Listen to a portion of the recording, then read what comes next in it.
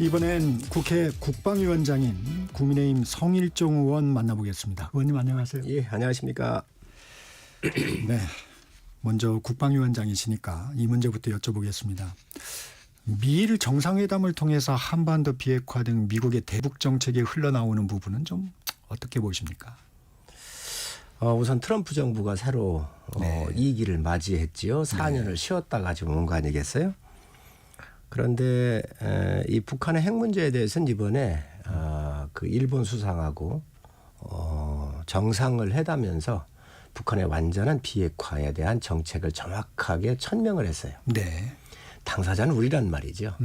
우리가 지금 배제되고 있잖아요.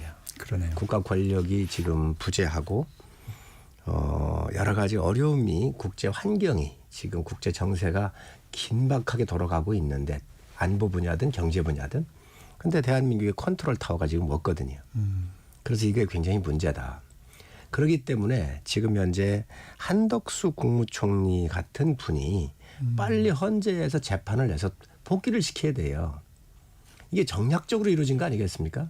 그렇기 때문에 민주당의 지금 현재 지지율이 곤두박질을 쳤던 거고 국가 경영이라고 하는 것은 한치의 오차가 있어서는 안 되거든요. 이런 트럼프 정부의 등장으로 인해서 외교 안보적으로 굉장히 위험한 그런 상황에 와 있는데 우리 의견이 지금 하나도 지금 전달이 안 되고 있다. 또 지금 격이 맞지를 않잖아요.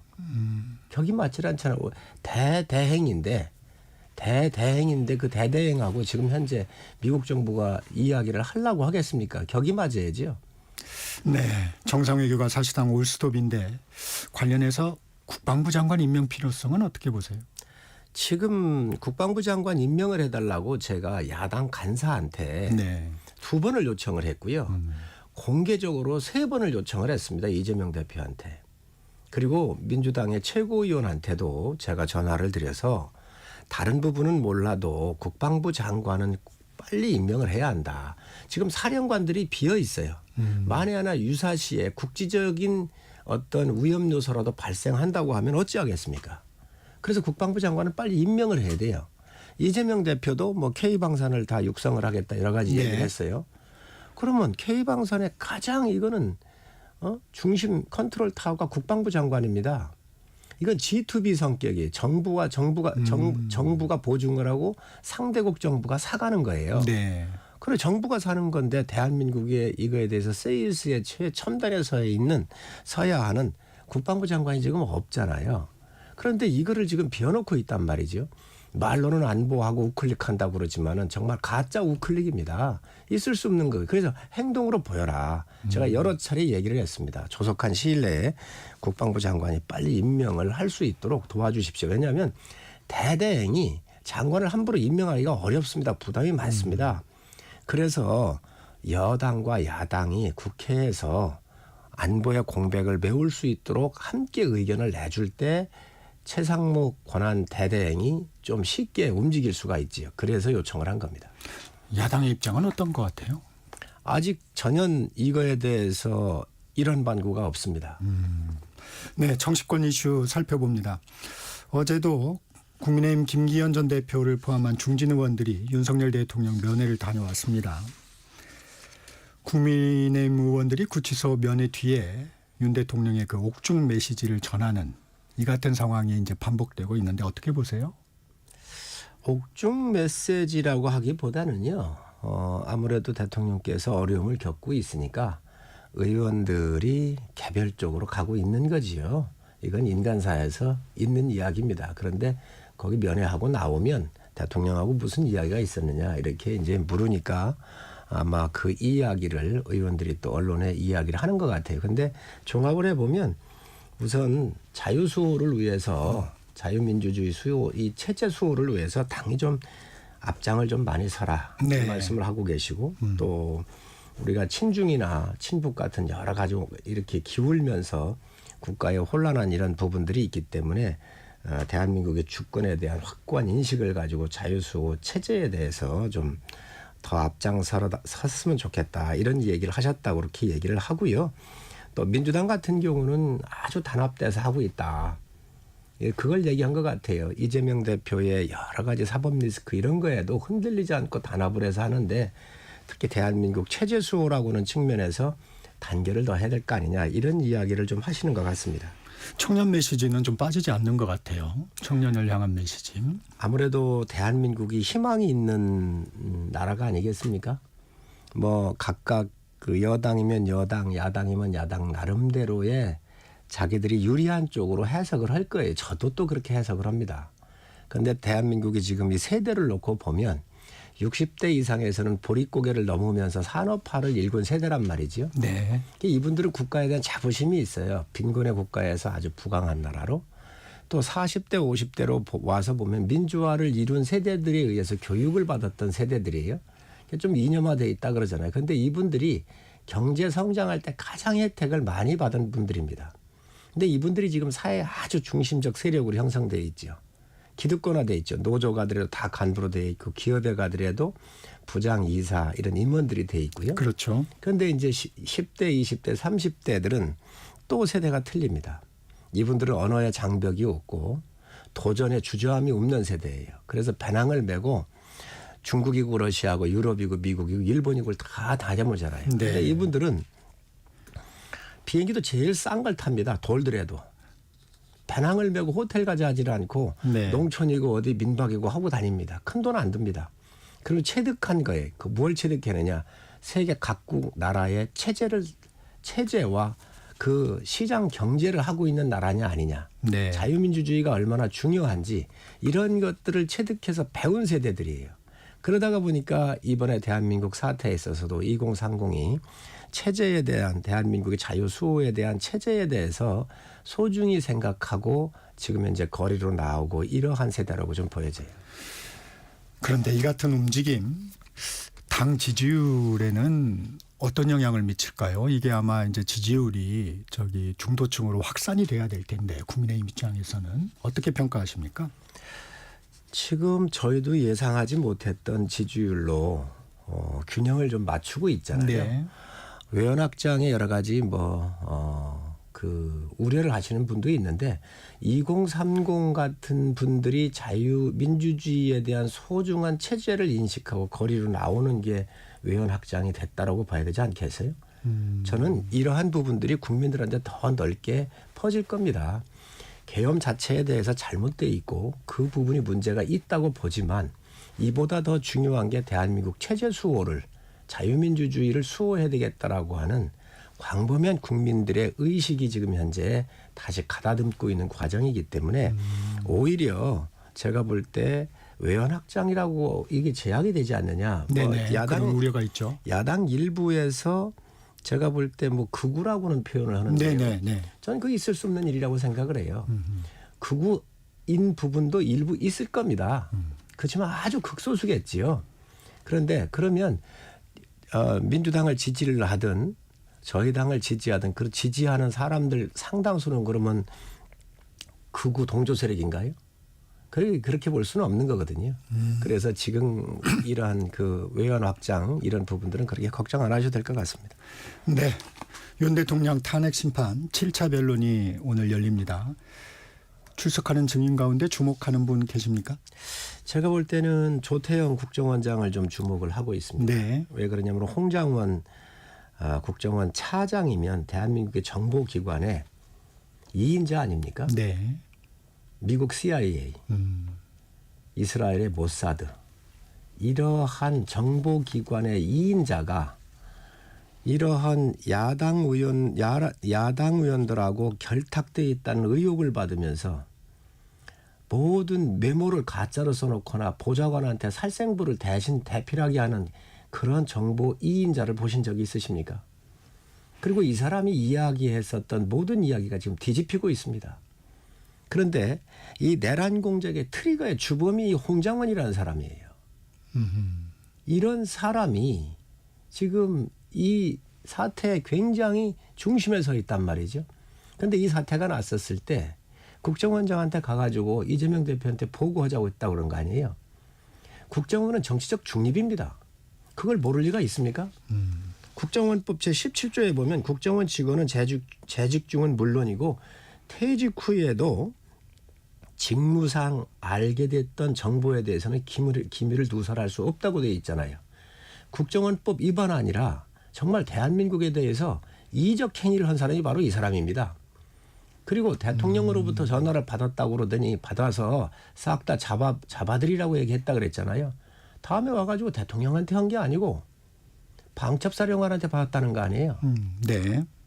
그것도 뒤집었습니다. 방첩사령관이 살생부 명단을 받아 불러줬다는 거잖아요. 적다가 하도 이게 참 이상해서 안 적었다는 거죠. 그래서 복귀했고 그 복귀한 걸 가지고 또 보좌관한테 살생부를 적었다고 하는 거 아니에요. 이런 사람이 정보기관 2인자였는데 CIA나 모사드를 보십시오. 부끄럽지 않습니까? 그래서 저는 이러한 진실에 여러 가지 열릴 수 있는 또 한 분이 바로 조태영 원장이기 때문에 주목하고 있습니다. 네, 말씀하신 걸 좀 부연하면 홍장원 전 국정원 차장은 일단 원본 메모는 버렸다. 그래서 이제 보좌관이 받았었고 그다음에 나중에 자기가 가필했다 이렇게 얘기를 했고 여인영 전 방첩사령관은 내가 전화했을 때 홍장원 차장한테 전화했을 때 체포라는 말은 쓰지 않았다. 뭐 이 정도가 지금까지 나온 얘기인 것 같습니다. 좀 부연을 청취자 여러분을 위해서 부연을 해드렸습니다.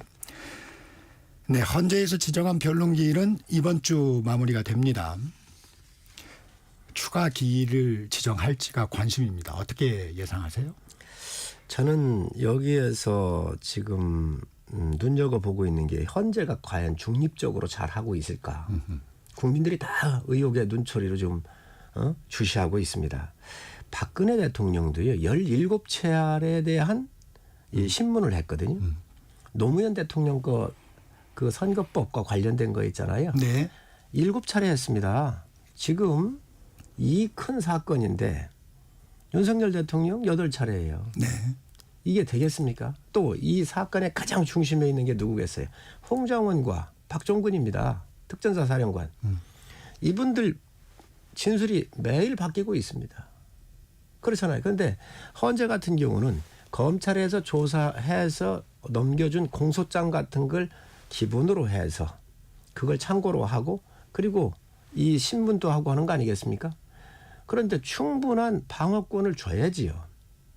대통령한테 줘야지요. 이거 지금 안 주고 있잖아요. 그렇게 하고 나도 대한민국 헌법기관이라고 얘기할 수 있습니까? 다른 선례를 보더라도 박근혜 대통령 17차례인데 어떻게 이 큰 사건의 8차례로 끝난다는 거죠.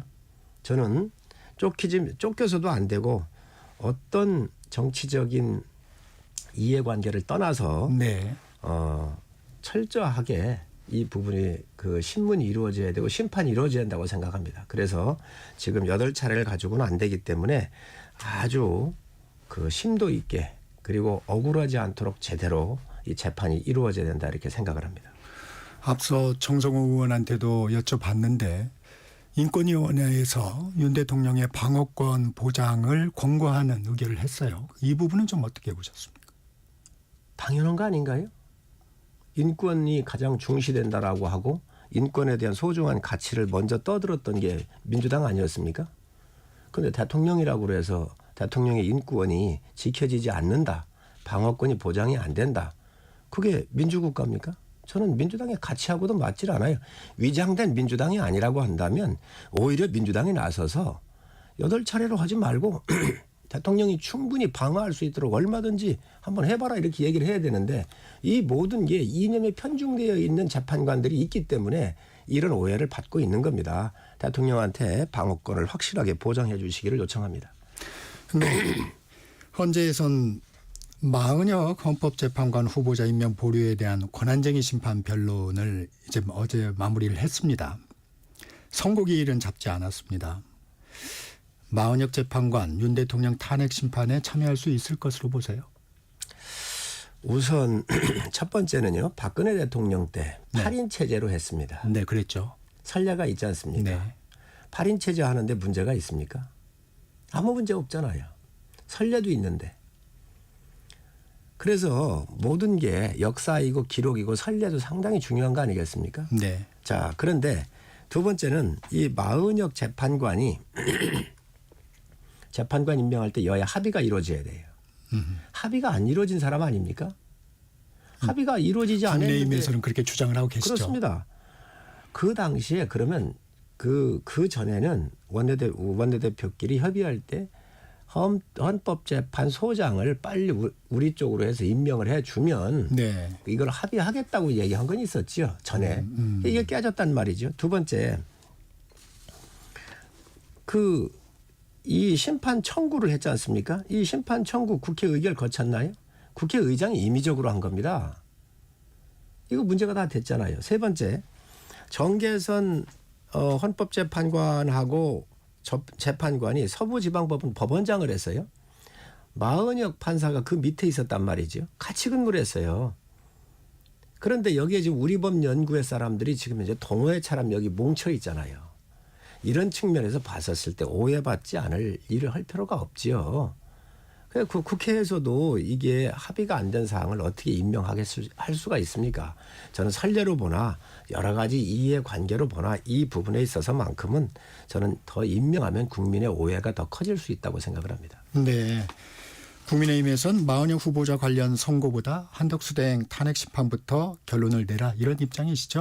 우리 한미 관계에서도 보지만 지금 대한민국이 10위권에 있는 나라입니다. 일본보다 작년도에 우리가 수출액이 더 많아졌잖아요. 대한민국 1인당 국민 소득이 일본이 33,000불인데 36,000불대예요. 한미 동맹이 단단하고 한데 지금 우리가 컨트롤 타워가 없는데 트럼프 대통령과 통화도 지금 못하고 있는 실정 아닙니까? 네. 그러면 빨리 국가의 컨트롤 타워가 더 급하지 이 재판관이 급하겠습니까? 그러니 이런 헌법재판관에서도 또 헌법재판소에 일의 순서가 있다고요. 모든 심판들이 들어와 가지고 순서적으로 이렇게 그 네. 재판 순서가 오잖아요. 그 선입선출법에 먼저 들어온 걸 먼저 해야 될 거 아니겠습니까? 이런 기준도 없이 지금 이념으로 포위되어 있는 아주 오염되어 있는 이런 재판관을 갖다가 한 정당을 심판해달라 그리고 도와달라고 요청하는 게 이게 맞습니까? 그런 면에서 이건 전 바람직하지 않다고 생각을 합니다. 네. 어제 민주당 이재명 대표 교섭단체 대표 연설이 있었습니다. 공감한 부분과 그렇지 못한 부분 있으시면 좀 말씀 주시죠. 국회 교섭단체에서 각 당의 대표들이 여러 가지 희망을 주고 또 국민들한테 메시지를 내고 하기 위해서 있는 거예요. 그런데 이재명 대표께서 잘사니즘을 얘기했어요. 네. 성장 분배를 얘기를 했거든요. 이게 무슨 잘사니즘입니까? 막살자는 거죠. 막사니즘입니다, 이거. 그렇지 않습니까? 또 새로운 신조어를 좀 말씀 예, 주시는군요. 막사니즘이죠. 또 이재명 대표 삶 자체가 막 살아왔어요. 전과 사범에 대장동, 백현동으로 해서. 그런데 이 국가 경영도 이게 막 살자고 하는 거예요. 지금 AI, 바이오, 반도체 모든 걸 다 이렇게 성장으로 하자고 그랬잖아요. 네. 자, 그러면 AI 성장을 하자. 반도체 성장을 시키자 그러면 가장 중요한 게 전력입니다.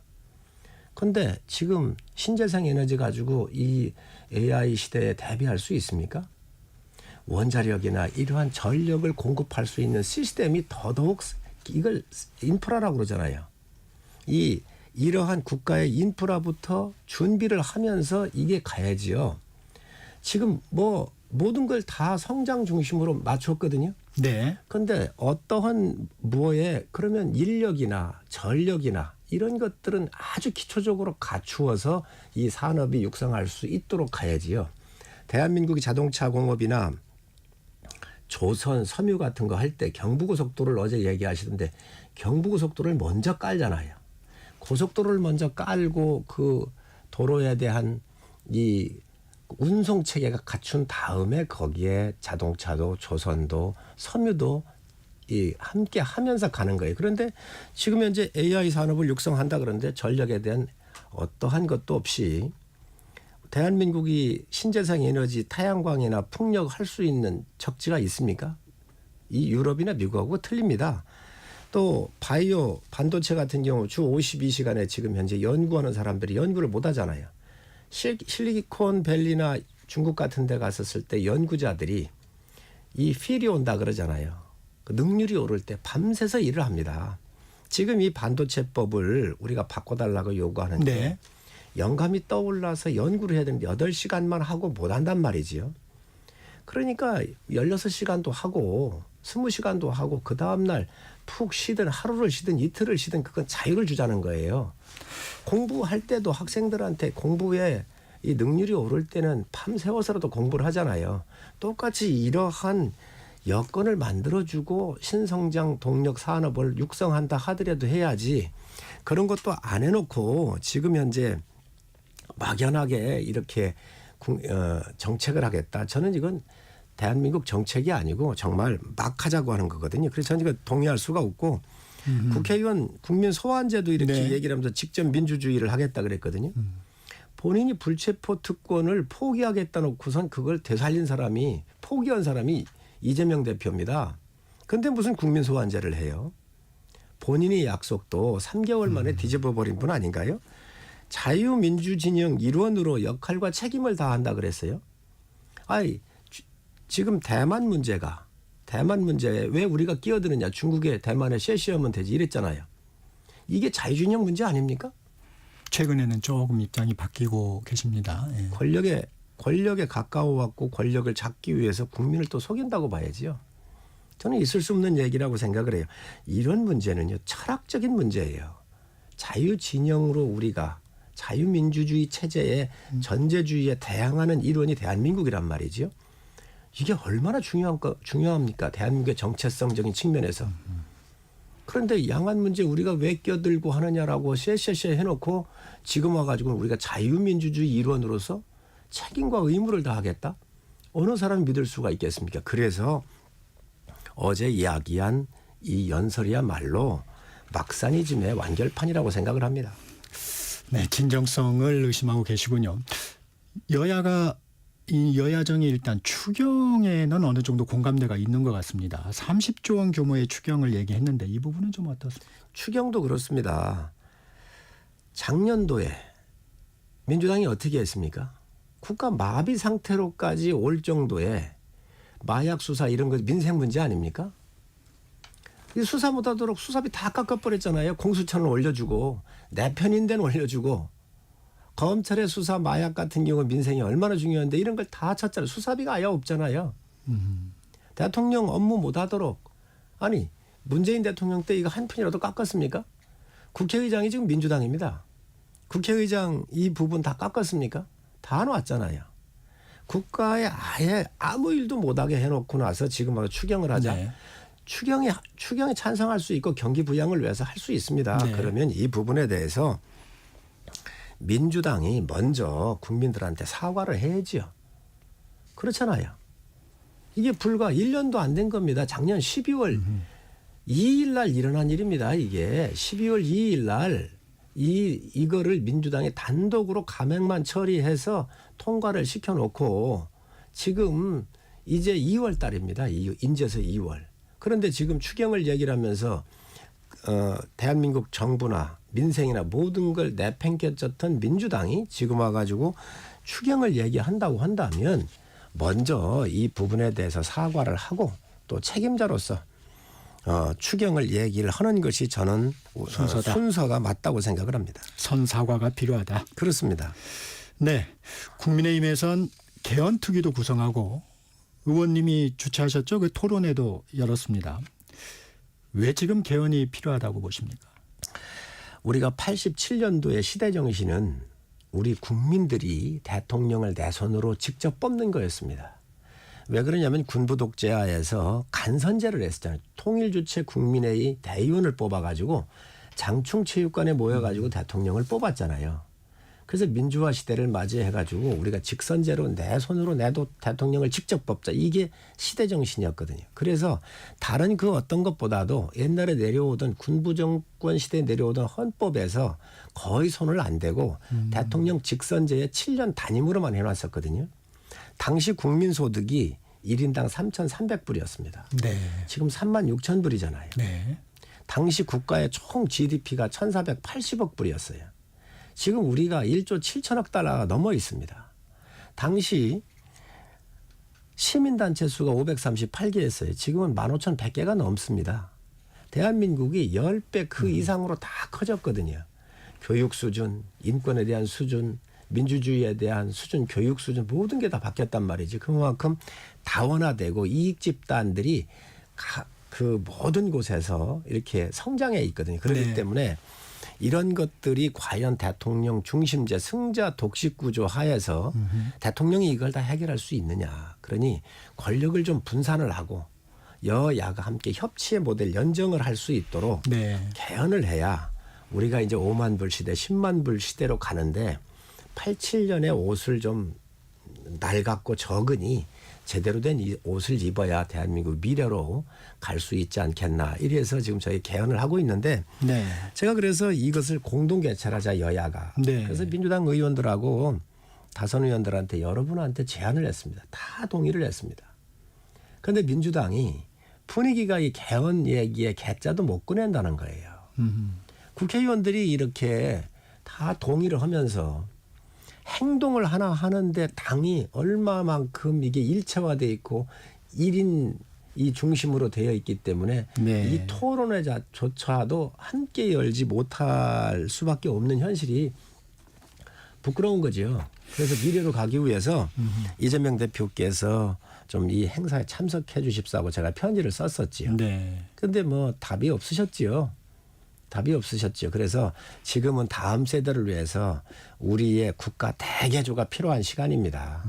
그래서 모든 기득권을 내려놓고 여야가 내려놓고 이제 권력도 여야가 함께 그 공유하면서 연정도 하면서 그러면서 대한민국의 미래를 논해야 된다고 생각을 하는데 지금 대한민국이 혼란한 상황을 겪고 있잖아요. 이 혼란한 상황은 87년도에도 헌법을 바꾸고 할 때 60 항쟁을 비롯해서 민주 항쟁이 굉장히 혼란스러웠습니다. 네. 사회가. 지금 혼란스러운 거를 기회로 삼아서 미래로 나가는데 큰 에너지원으로 삼을 수 있는 좋은 기회인데 이번에도 이 개헌 같은 경우를 통해서 대한민국 미래로 나가는 큰 동력원이 됐으면 좋겠습니다. 이재명 네. 대표 한 분만 동의를 하시면 헌정회가 나섰고요. 대한민국 원로들이 다 나서셨습니다.